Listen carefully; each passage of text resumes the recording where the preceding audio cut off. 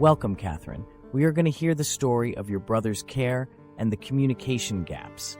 We will then end with a what-if scenario. If the hospital had the new CMS patient safety structural measure in place, what would have been different?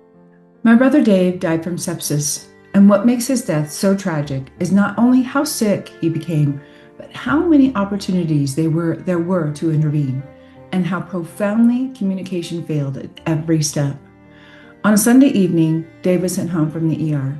When he continued to worsen, his wife called me, and as a clinician, I urged them to return. He was admitted for a rule-out GI bleed.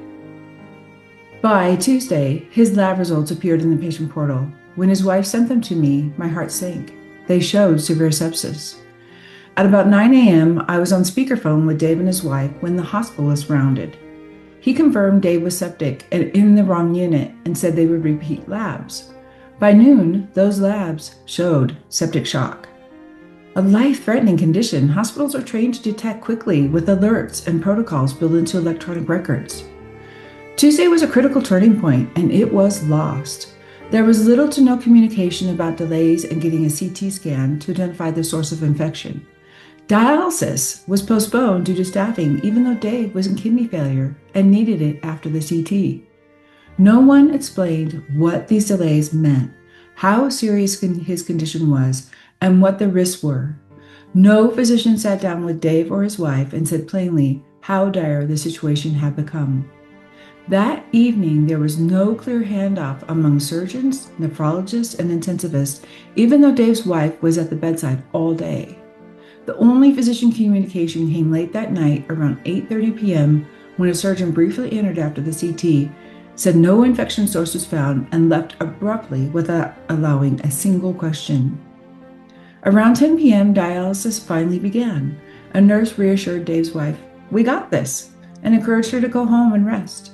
Just after midnight, she received a call saying Dave had coded and had little chance of survival.